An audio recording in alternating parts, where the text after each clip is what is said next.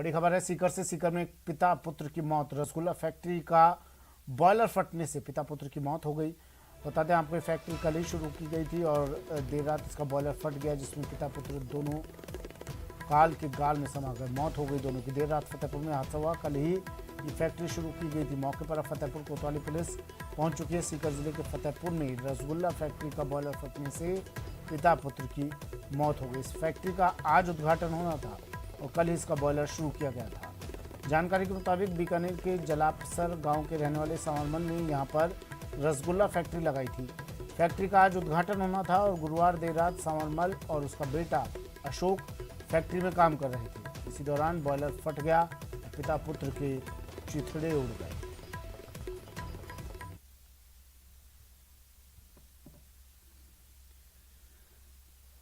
यहाँ रसगुल्ला बनाने के लिए फैक्ट्री एस्टेब्लिश कर रहे थे।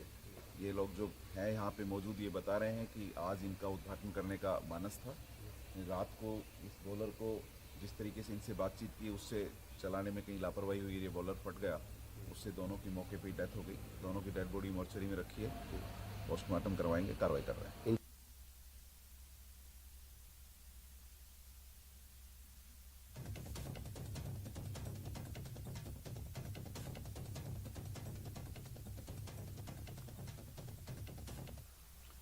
खबर उदयपुर से। उदयपुर में बेकाबू टैंकर ने कहर बरपाया है। टैंकर ने बाइक को टक्कर मार दी और करीब 200 फीट तक घसीटता रहा। हादसे में एक बाइक सवार की दर्दनाक मौत हो गई। हादसा इतना भीषण था कि युवक के टुकड़े टुकड़े हो गए। वहीं हादसे के बाद से टैंकर ड्राइवर फरार चल रहा है। पुलिस आरोपी की तलाश में जुटी है।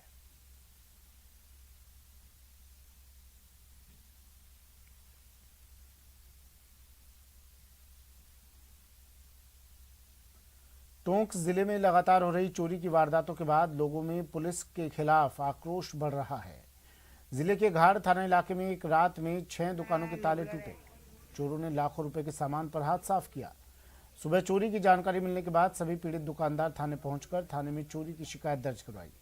लोगों ने पहले भी पुलिस गश्त की मांग की थी, लेकिन पुलिस की ओर से सिर्फ आश्वासन ही मिला।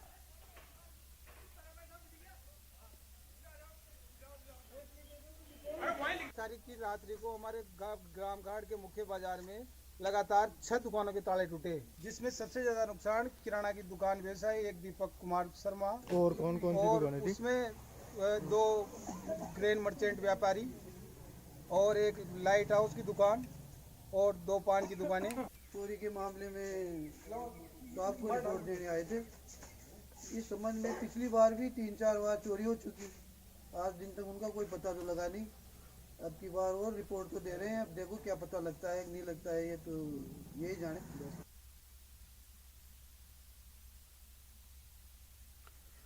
सीकर जिले में सरकारी स्कूलों में बच्चों के पोषाहार में गबन का बड़ा मामला सामने आया है।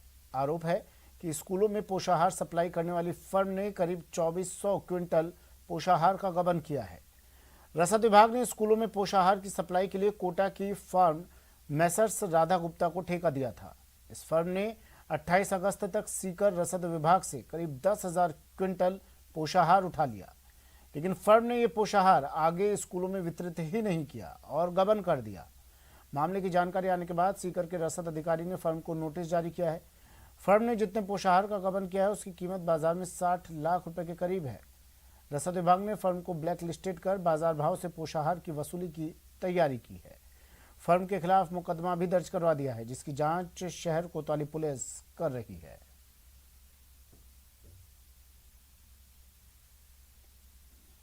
ये एक फर्म है राधा गुप्ता, जिसे 2021-22 के सत्र के लिए स्कूलों में पोषाहार वितरण का टेंडर दिया गया था। लेकिन जब स्कूलों में पोषाहार नहीं पहुंचा और शिक्षा विभाग के अधिकारियों ने डीएस ऑफिस को अवगत करवाया, तो डीएसओ राजपाल यादव जी ने तुरंत इस मामले पे कार्रवाई के निर्देश दिए। इस आधार पे जब उन्होंने गलत तथ्य प्रस्तुत किए तो डीओ साहब ने फर्म को सबसे पहले ब्लैकलिस्ट किया, उनकी जो बैंक प्रतिभूति है उनको जब्त किया और उन पे एक प्रेशर क्रिएट किया कि आपको जो 10,031 कुंटल गेहूं और चावल का स्टॉक सौंपा गया है वो आप केवीएस सीकर के प्रतिनिधियों को पुनः लौटाएं। इस पर फर्म के प्रतिनिधि गिरिराज शर्मा के द्वारा सीकर आकर जो गेहूं और चावल सुपुर्द किया गया उसमें 811 कुंटल चावल और 1640 कुंटल गेहूं फर्म के प्रतिनिधियों को सुपुर्द नहीं किया गया। स्कूलों में पोषाहार सप्लाई करने वाली कोटा की एक फर्म ने सीकर में बड़ा घोटाला कर दिया। सीकर में स्कूलों तक पोषाहार नहीं भेजा और उसके बाद पूरे के पूरे पोषाहार का गबन कर दिया। जब सीकर के रसद विभाग ने इसकी वसूली की तैयारी शुरू की तो फर्म ने बाकी पोषाहार तो वापस जमा करवा दिया, लेकिन 2451 क्विंटल पोषाहार आज भी गायब है। इस पोषाहार की कीमत करीब 60 लाख रुपए बताई जा रही है और रसद विभाग ने अब फर्म के खिलाफ मुकदमा भी दर्ज कराया है, जिसकी पुलिस जांच कर रही है। लेकिन बड़ा सवाल यह है कि जब लंबे समय तक स्कूलों तक पोषाहार नहीं पहुंचा तो पहले इस मामले पर ध्यान क्यों नहीं दिया गया। संदीप हुड्डा, न्यूज़ 18, सीकर।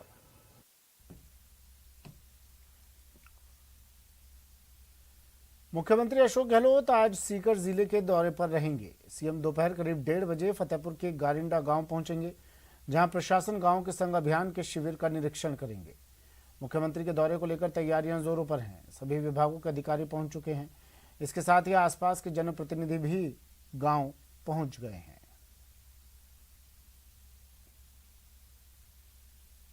वो तय किया गया था। इसके बाद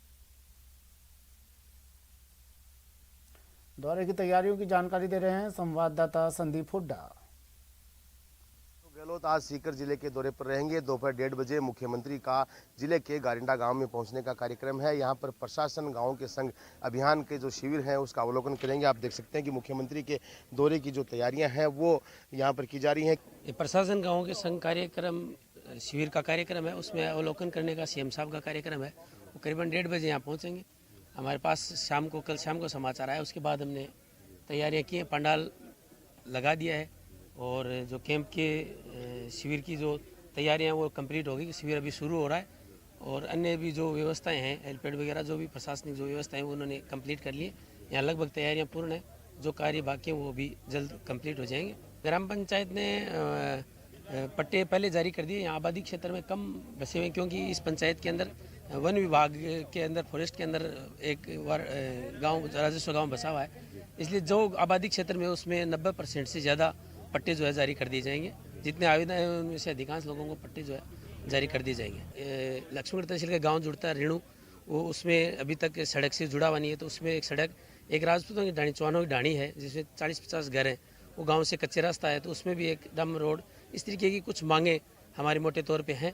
इसके अलावा भी जो है ग्रामवासी जो मांगे करेंगे उसके हिसाब से जो आएंगी। मोटे तौर पर ये समस्या हमारे गांव में ये एक जो खेल का जो मैदान है, जहाँ ये पंडाल लगा हुआ है, ये कटा हुआ भी है और यहाँ खेल का काफ़ी जो है वर्चस्व। हमारी गांव की स्कूल की टीम जो है लगातार 7 साल तक स्टेट विनर रही है और लगातार 15 से 16 साल तक जिले में विनर रही है वॉलीबॉल में, और टेबल टेनिस में भी लगातार 6 से 7 साल तक लगातार विनर रही है। तो हम ये भी अपेक्षा करते हैं कि खेल के क्षेत्र में भी सीएम साहब जरूर इस पंडाल में, जहाँ पंडाल लगा वहाँ से, इससे भी हम आशा करते हैं कि खेल के लिए भी यहाँ कोई विशेष घोषणा सीएम साहब करेंगे। Sandeep Hooda, news 18, Sikar.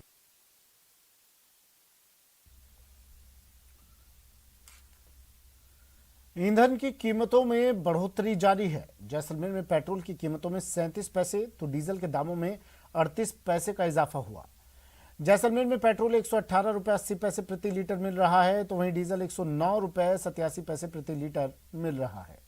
Petrol diesel के दामों में बढ़ोतरी से जनता परेशान है, तो साथ ही त्योहारी सीजन में लोगों पर महंगाई की मार पड़ रही है।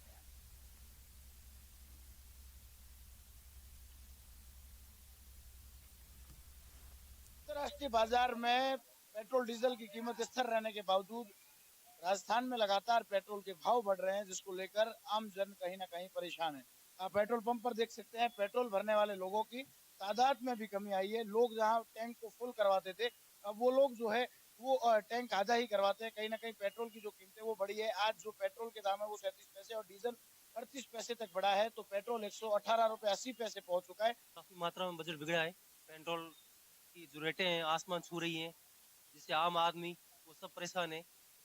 केंद्र सरकार और राज्य सरकार को अपना वेट कम करना चाहिए, जिससे कि आम लोगों को राहत मिले। पेट्रोल डीजल की लगत दाम बढ़ने के कारण आम लोग जीवन पर बहुत फर्क पड़ा है। इसमें हर चीजें महंगी हुई है, खाद्य सामग्री है, जो ट्रांसपोर्टेशन है, सब पर असर पड़ा है। इसके मध्यम वर्ग है और जो भी निम्न वर्ग लोग हैं उन पर ज्यादा असर पड़ा है। जो लोग पहले टैंक फुल कराते थे, आजकल वो अपना टैंक आधा ही कराते हैं, क्योंकि उनके पास इतना बजट नहीं है, इसलिए टैंक पूरा फुल करना जो है आधा टैंक फुल करा पाते हैं। केंद्र सरकार राज्य सरकारों से विनती है कि अपना जो वेट है वो कुछ हद तक कम करे तो क्या आम जनता को उस पर फायदा मिल सके। बहुत असर पड़ा है सर। इस डीजल की वजह, पेट्रोल की वजह से लोगों की गाड़ियों तक भी घर पे खड़ी हो चुकी, क्योंकि इतने दाम से इतना दाम बहुत ज्यादा हो गया। इस वजह से मेरी सैलरी 8,000 रुपए, मैं अपनी बाइक चलाऊं, घर चलाऊं, आप समझाओ मुझे। श्रीकांत व्यास, न्यूज 18 जैसलमेर।